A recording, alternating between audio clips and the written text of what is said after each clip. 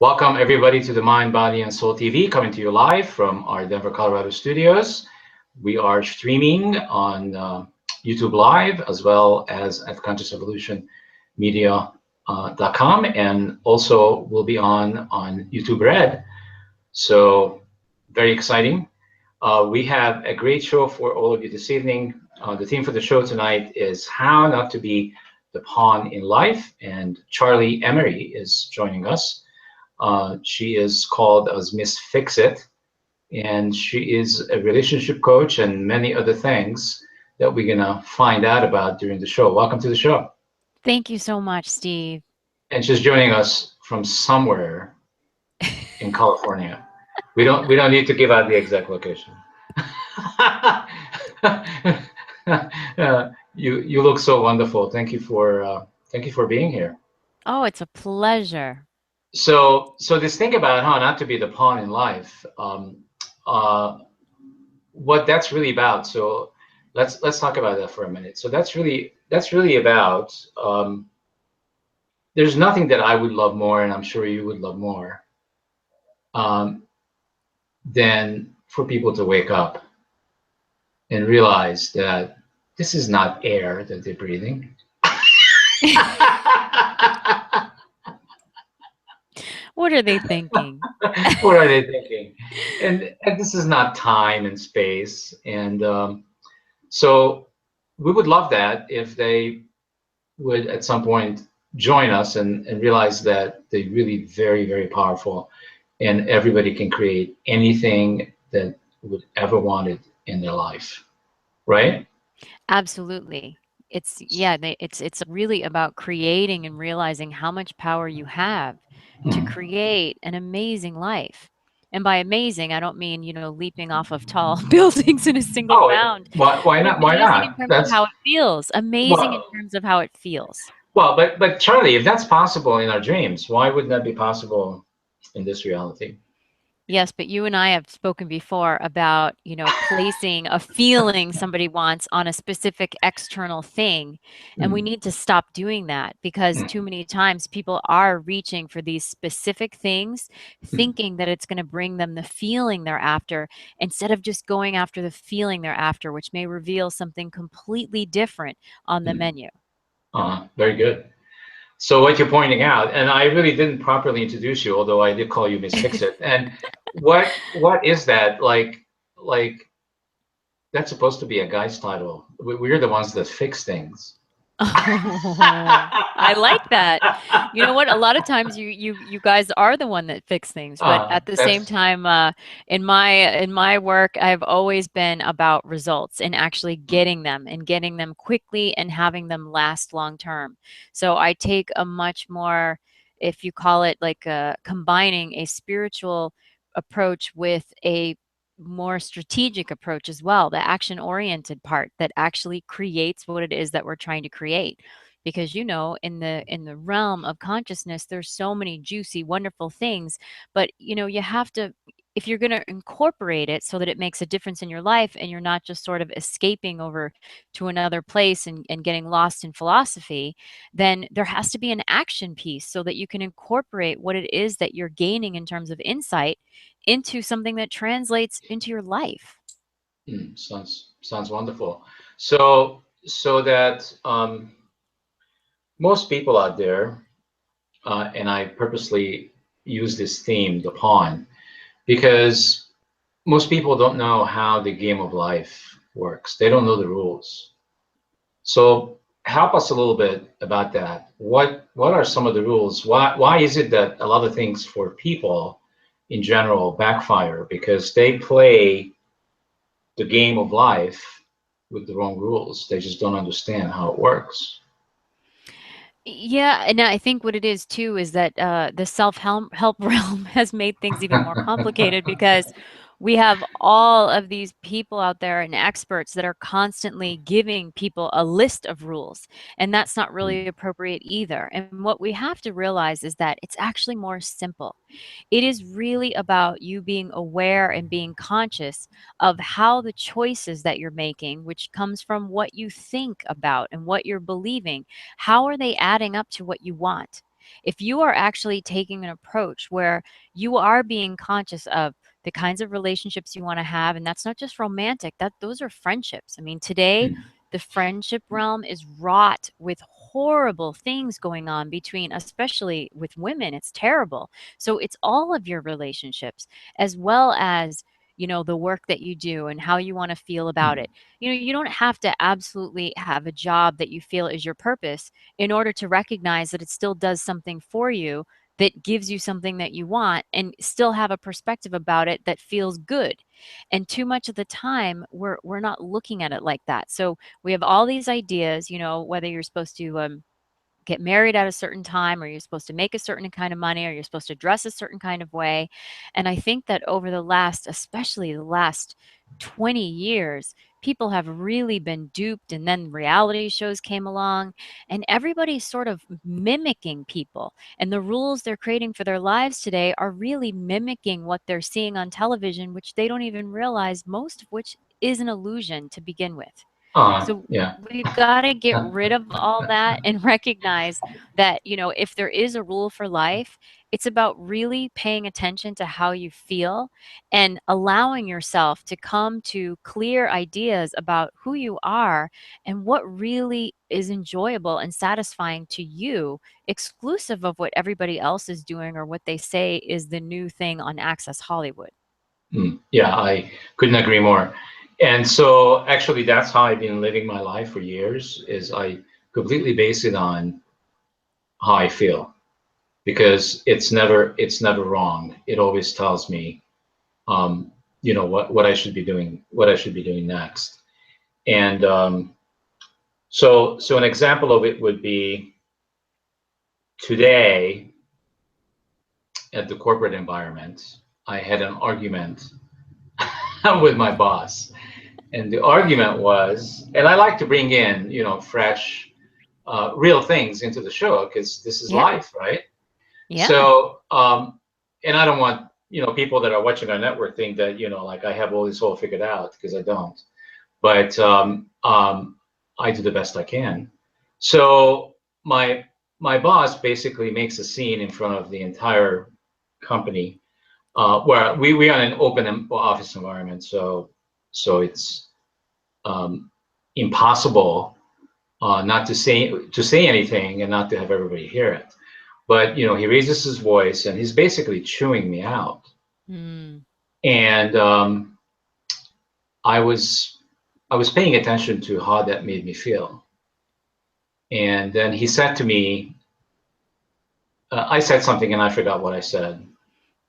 But he said, "Don't fuck with me. We can do this on internet TV." And I said, "Same to you."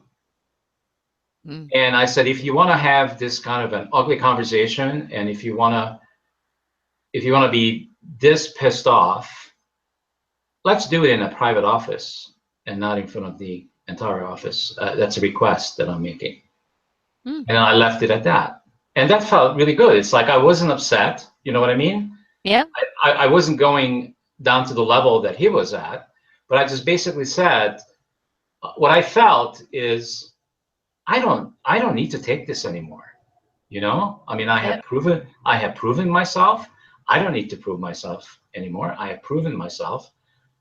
And he's just basically screwing with me, and I'm tired of it. And I need to put him on notice that I noticed, and he can change it if he wants, and if he doesn't want, that's fine too. I'll deal with it.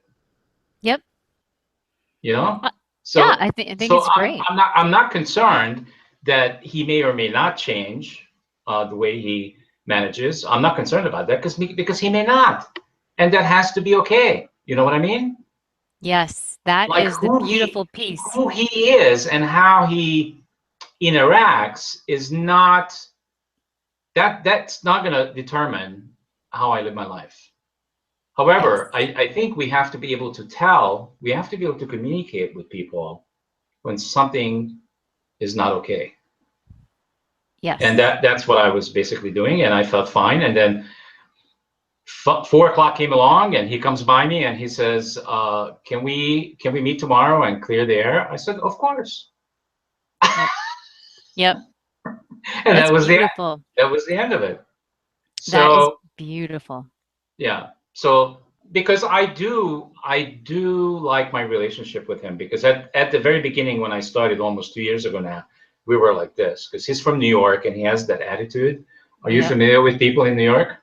Well, I'm from Boston, so yes, I Okay. am. Okay. So he's got that attitude and it's like and also he loves power and that's fine. I'm not going to take that away from him. He loves power.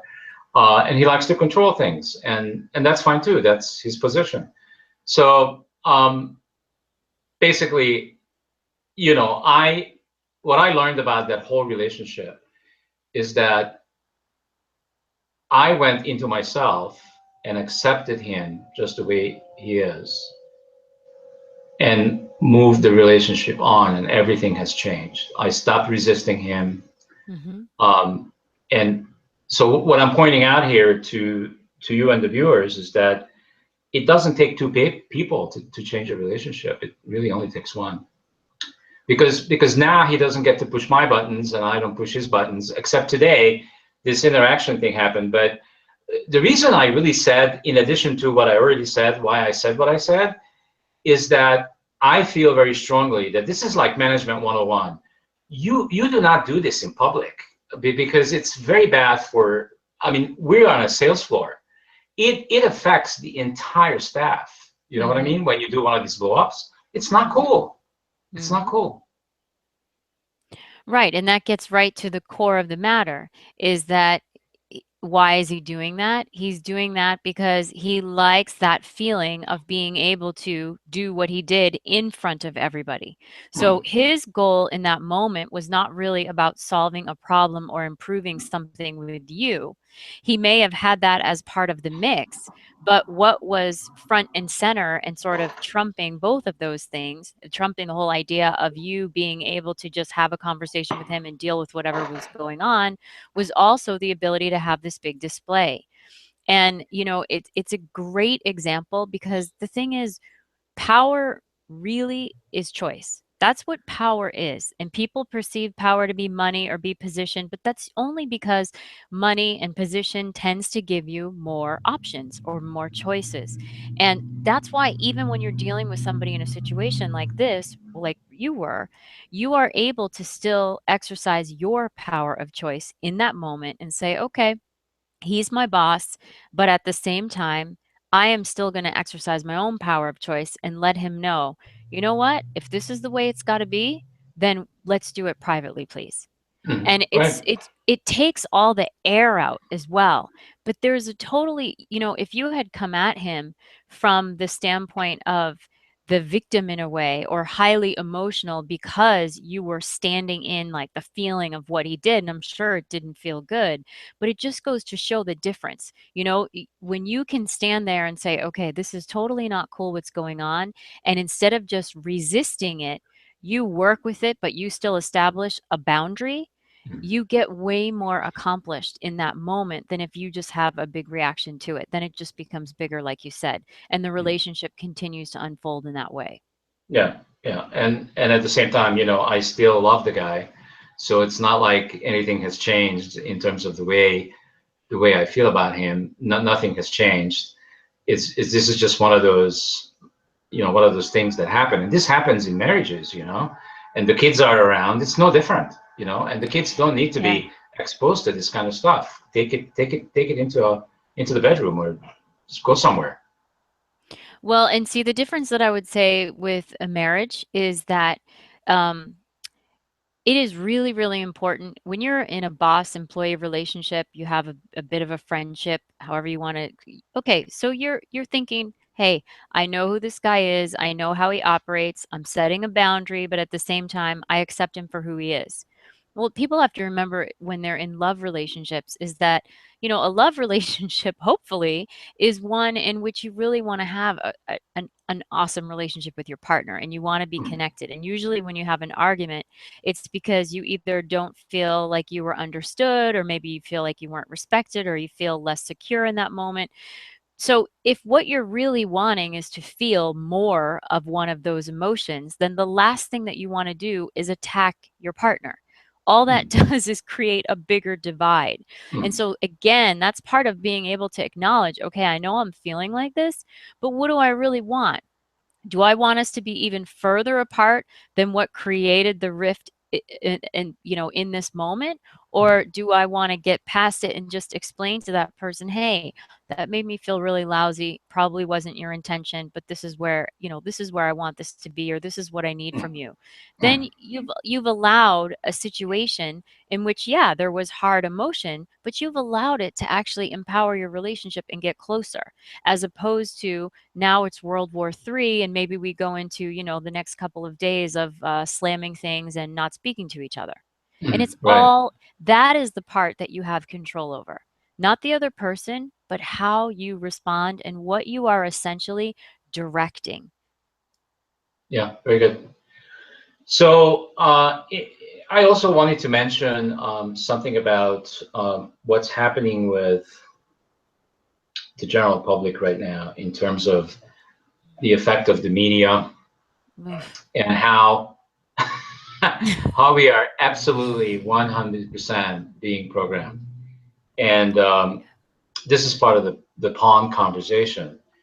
And I also wanted to mention about this and the smartphones and talk about social media as well, because all of this stuff is connected, and it really everybody I think thinks that technology is really connecting us, but in essence, and I think you agree, and I want you to talk about this, we're getting more and more disconnected. So talk about that. How did this has been a really great thing, technology. I love technology, but somehow the byproduct of all this connecting everything, um, the opposite occurred. And it's like we didn't know this was going to happen, but it's happening. Yes. Yes. Well, a lot of these things, if you go into the scientific realm and they talk about, like looking at the neuroscience of it, it hits certain spots in the brain that are stimulating, and it literally creates an addiction. But the thing that people have to realize is that, you know, we see the same thing with reality TV, and all this stuff is on, and it's not that you can't watch TV, you can't use your phone. It's not like that. But it is, again, about being in your power of directing things. And I realize that through social media, there are relationships. I've created relationships. I've had clients come to me through social media, and that's great. And there are people that I talk to that I only speak to on social media. We tend to do a little bit more in-depth messaging and stuff like that. And it's fun. But at the same time, it has a place. And the minute that your phone and your technology is now taking the place of time with actual people, that's a problem. When you see a couple out at dinner and they're on their cell phones, when you're with your friends and you're out to have lunch, and everybody, if a text message goes off or this goes off, you know what? If I'm out with a friend, unless there is something really pressing that I've told her beforehand, I have to take this, which is very, very rare, there would be no reason. I mean, if my beloved is overseas and we're apart and I know that this is a period of time when he's going to try to call, that's different. Other than that, the phone is in my handbag.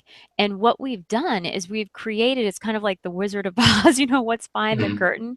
We mm, have created this massive illusion that everyone is communicating and so connected. And oh my gosh, we have all these mm. people in our circle now. And it is a complete illusion because people are totally disconnected. They're more reactive because most of those relationships, what's 140 characters? These comments on Facebook. And then you look at what people will say to each other that disagree on something. There's no discussion. There's no exploring it. There's just you have a different opinion than me, and all of a sudden the name calling. I mean, it is literally triggering, I think, and empowering like the base elements of all of us as human beings, if we do not learn how to direct it and figure out when we're going to plug in and when we're going to literally take the plug out. Right. It's basically, I think, about how do we how do we reclaim our power as human beings? And because let me just project this a couple of years from now, because I have a technology background. So you notice that games are very popular, right? Games are becoming more popular than videos, Yeah, and I do games, relate. Yeah. yeah, Yes. and games are becoming so real that within a couple of years you will not be able to tell what's real and what's a game. That's how good it will be. And not only that, but in a couple of years from now, they're going to have not only visual and auditory, but they will have feeling, they will have touch, they will have all of our five senses built into these games. Then what? It is incredibly sad to think that people are more drawn and becoming more drawn to doing something virtually than doing it actually. It is really sad. And I think that's the part where you as a human being, like, you have to wake up and say, "Okay, is this really what I want? Do I want to have a virtual life or do I want to have a real life?" And the scary part about this is that it's also there are these people out there who, because they become focused on this stuff that they see in other people, they also shift from focusing on their own lives and what they want to do into these, like, a jealousy realm, where then they want to take down other people and take away what they have just because they're jealous, because all their focus is on watching other people and being consumed with what other people are doing instead of building their own lives. I mean, there are so many negative ramifications from this. It's unbelievable. And the biggest thing is, like, it's really about understanding that these are all tools, so we can use them. We can use them to connect with people sometimes. We can use them to in our work, in a little bit of pleasure. Like, we can use them, but it's all about that monitoring, about directing how you use it and being aware. Because one of the things that drives me crazy is that they're always trying to talk about, this is the age of the individual, which could not be further from the truth. I have never seen people so programmed and afraid. It's the age of becoming one. Well, and what's funny is, remember how we used to talk about a trend after it happened? Hmm. Okay, years ago, we would say, "Oh, well, back in the 70s, there was this trend and there was this trend." And if you notice now, then they started going into trendsetter. Well, now, if we look, just take a look at the fashion industry. It's like, people, wake up and check this out. We used to be able to go into a store and buy different clothes at different stores. I mean, my goodness, I spend half the year in Europe, okay? And I have to find the little boutiques to not find the same stuff in Europe that I would find at the mall in California. It's ridiculous. But if you look now on morning TV, every fall and every spring, what do they say? The trend will be. So Hmm. think about that for a second. This is just a small example. It's The being created trend for you. will be. So they've It's being already created created for the you. trend. Yeah, Yes, yeah, the yeah. colors, the styles, and now you've got to make sure that you're in line with the trend. There is nothing individual about that at all. That is you falling for the pressure of fitting into a group in terms of what you look like, the color that you're wearing, and the style that you're wearing. And now the whole fashion industry is in on it. It's crazy. Think about it, right? We Yeah, don't see yeah, yeah. anything new from a designer anymore. It's We see all outrageous. the same colors on the runway, and everybody has done a variation of. So I'm not sure who's in control of that, but I just look at the part where I say, "People, choose your own stuff." I wear stuff from 10 years ago sometimes, and I have people begging me to find out where I bought it. Well, I don't want to buy what's on the shelf today and wear it because everybody's wearing it. Well, I'd I rather mean, put it away for 3 years. what's behind all of that is obviously money, Yeah. and corporate America actually has spent billions of dollars getting into our psyche. Yep. So this is all being designed this way, and it's not going to stop anytime soon because it's working. If you notice, there are a lot of pawns out there. Yeah, but the sad part is for people out there, if there's one thing that I'm trying to convey about that, it's not a judgment. It's not, you're Yeah, no, more it's cool not. if you do this or less Mhm. cool.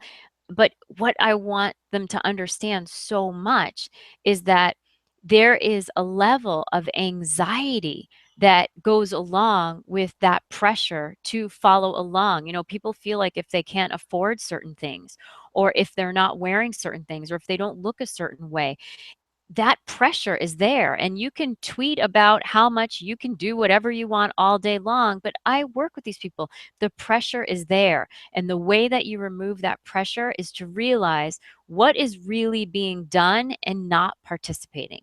You don't have to participate. You can Mm, still buy whatever you bought. And if you see something this season you love, go get it because you love it, not mm. because somebody on the Today Show told you that this is the trend and this is how you're going to be cool, as if you're wearing this particular boot. Do you know what I'm saying? Yeah, I know exactly what you're saying. So how do we help our viewers? If somebody's tuning in and they connecting with what we are talking about, which is how not to be a pawn. How do somebody starts making changes in their lives, um, to becoming more awake, more aware, and really valuing their own feelings and what they really want out of their life, and they want to dedicate their life to create whatever it is they that they ever wanted. How do they begin that process? Well, it starts with making how you feel. And I don't mean from this overly sensitive, politically correct kind of way, like, oh, you hurt my feelings. I don't mean that. I mean, really being aware of how you feel in your life, like what brings you satisfaction and what doesn't. Mm, Make that a priority. And then as you look at the choices you're making, ask yourself, are these really my choices? Or are they mm, choices I'm making because of something I'm watching, because of what my friends say, or because of what I'm afraid somebody may think if I don't make this choice? I want you to think of it as taking your life back, because that's really what you do. And that's what I meant by feeling absolutely amazing. There is nothing more invigorating than the freedom of choice to do what you want to do, because it really makes you feel good. And you say, you know what? I love this. And I'm sure a lot of people can remember, there were times in school, when you're young, and sometimes there's that pressure about who you're going to have as a friend and who you're not going to have as a friend. And I can remember kids bullying other kids and the saying, games the games we it were was playing, well, yeah. and Mhm. girls, it happened a lot with girls. You're going to be friends with her. Well, we don't think she's cool enough. And it's all of this stuff. It's just being able to say, you don't care what's on Access Hollywood, you don't care what's on Facebook. Like, sure, look at it, do whatever you want with it in terms of observing it. But when it comes to your life, start making choices that are yours. And a lot of times, because you've kind of gotten in the groove of just going with this flow, you didn't realize it's just about asking yourself, do I really want to do that? Do I really want to do that? Is that me speaking for me? Or is it coming from somewhere else that has now just kind of become my voice when it's not actually my voice? Mhm. Wow, interesting. So I'm going to bring another example in from my own life. So I've been interested in being in a relationship for quite some time. So the last few months, I actually met someone that I keep thinking about every day, and Oh, that's been going on for months. And I'm going, wow, that's interesting, because it hasn't happened for a long time. And it's like, this is how I know, like this is a clear indication for me, from inside of me, that there is something unique going on. You know what I mean? yes. Because I'm naturally, I hear a song on the radio, and I listen to music as I go, in the tech center in the morning, and because I love beautiful music, and every time there is something really nice comes on, I immediately start thinking about this person. So and I sometimes even get some tears, Oh, and so, which is cool. It feels so good, I can't yes. I can't even I don't even know I can describe it, Charlie, how good it feels. And Mhm. and what's also interesting, I noticed that I don't have to be in this person's presence to feel this. All I have to do is think about this person. Does that make sense? I love it. I love it. And for everybody out there that wants a relationship and doesn't even have a person yet that sparks those emotions, I want you to do the exact same thing in terms of imagining how good it will feel when you've met that person. But Because, I already met the person, and I want to be with this person, but I'm not. But in a yes, sense, when I'm thinking about this person, I am with this person. Make sense? it does make sense. And so the question is now, what are you going to do about it? I wanted to Aha. point out the importance of being able to feel that emotion. Yeah. And no, you don't have to do something about it. But of course, this is the Yeah. piece where a lot of times people will have somebody that they sort of feel that way about. Hmm. Then, when they meet them, the key is to be curious. Remember that emotion that you felt, those feelings that you felt when you used to think about them. And then when you if you end up in a position where you start dating them, the Hmm. key is to be curious and pay attention to whether or not you feel the same feelings or similar feelings, like the feelings are in alignment. Because a Hmm. lot of times people will have that feeling and then they get something very different when they actually start interacting with that person, which may just be that the chemistry isn't right. And they keep chasing that feeling they had, like, no, I can make it that way. And you can't. So with this person, if you're going to check her out, if you're going to see how things go, I mean, what are you thinking of doing? Are you thinking of Well, just leaving it? Or are you no, I have already done it actually. I have, um, I have expressed my feelings, and nothing really happened, and okay? I still feel the same way. Nothing has changed for me, um, and it's fine just the way it is. If nothing ever Yeah. happens, it will be fine, and if something happens, that will be great. But then I want to take this back to the conversation we had earlier. Mhm. Is that if I am and everybody on this planet is that powerful that we can create anything that we ever wanted, Mhm. I can create this relationship. Somehow, some way, this will happen. Yes, with Does that make sense? someone. Someone. Yes, And it may not be with it may someone not that be may that not be person. her. Maybe not that Yes. person, but that's fine. That's fine. But I'm That's it. already in that energy, and I'm already in that frequency. Yes, and that's why I quickly said, and anyone who's out there who doesn't have someone in particular that they felt that about, but you can easily say to yourself, you know, how do you want to feel? And I swear this is how I manifested my future husband. Because when Well, you and I last spoke, I was single. And I said, "Oh, yeah, the universe is going to drop him in my lap, you know, business or travel or one or the two." And I knew that. But I used to absolutely think about what I wanted, what I was going to feel like when I met that amazing partner. And I truly thought about that. And every so often I just think about it for a minute and I think, and I get that feeling.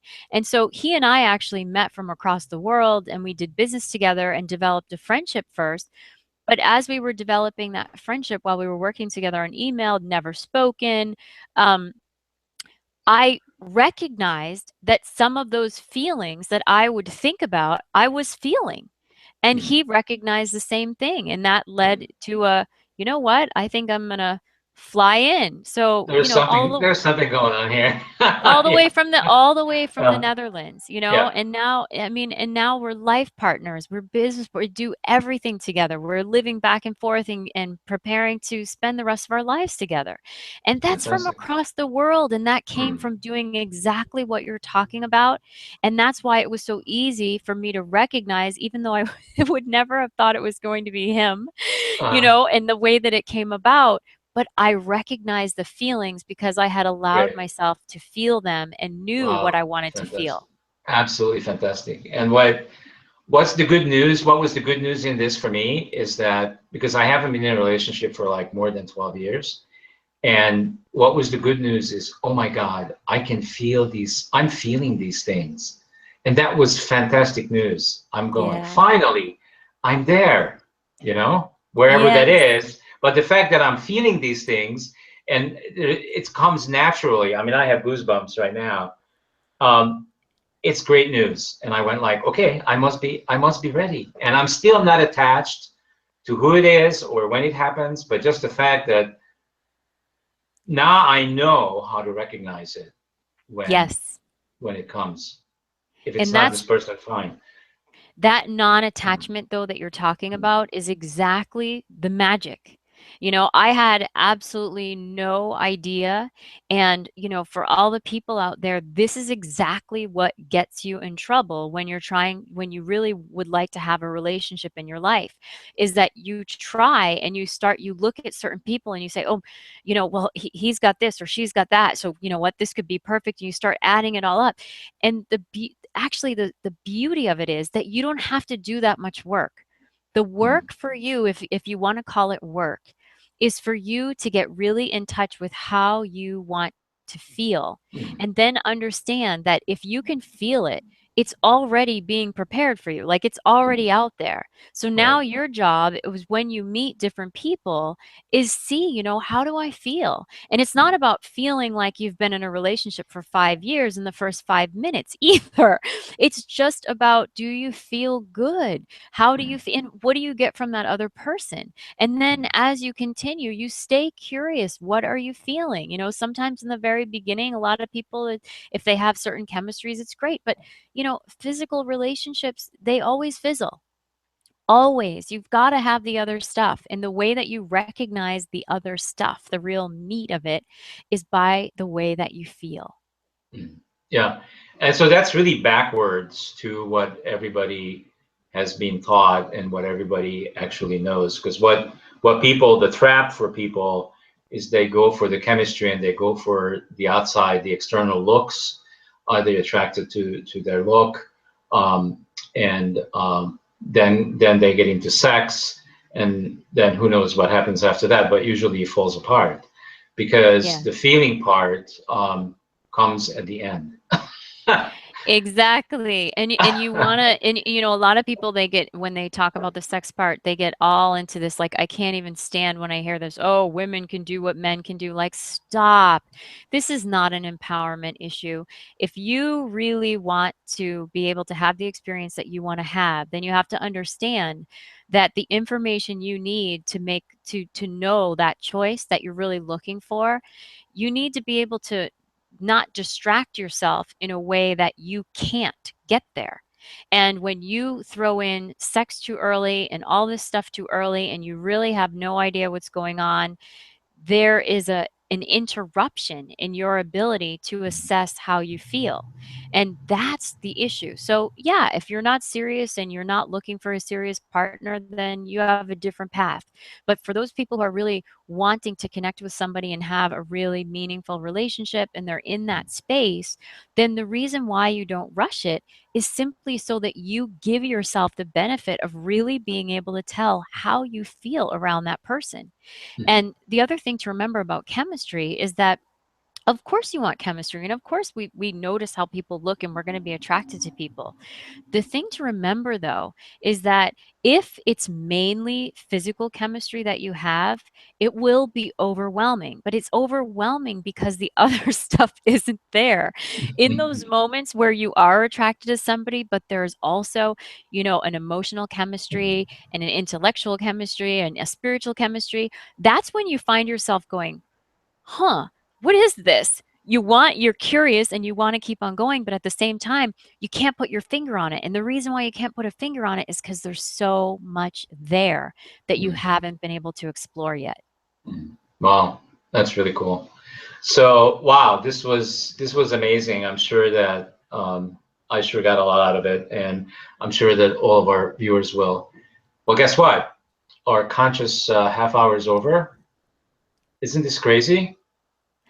It goes so fast, but I'm really excited because your relationship, you opened yourself up, and that feeling, like, I have Yeah. goosebumps too. I'm so excited. I can't wait for I the next I chapter. I think I cracked me. Yeah. You I'm did. I'm open. Yeah. And that's great news. Yeah, so you've been Awesome. absolutely wonderful as usual, and you've been on the network multiple times, and we'll love to have you back, of course. And thank you very much for being who you are and making a difference in people's lives, because I'm sure you do it on a daily basis with your clients and with your friends. And Thank you for being a shining light. And you're just absolutely gorgeous, not just from the outside, but from the inside. Thank you so much, Because Stephen. because It's I feel always a it. pleasure. I feel it. And for everybody else out there, keep watching our shows. We have several thousand of them on YouTube, and the more you watch them, of course, every month, the more they get up to the top 10. If they get up to the top 10, then this show or other shows can end up on public television or at cable television. So thank you so much. Have a wonderful evening, Charlie. Thank Good, you. You good to too. good to see you again, and we'll see you again in the near future. Hopefully, we don't have to wait 2 more years. Definitely not. Okay. Thank you. Have a good one, Bye-bye. everybody. See you guys tomorrow. Same time, same place.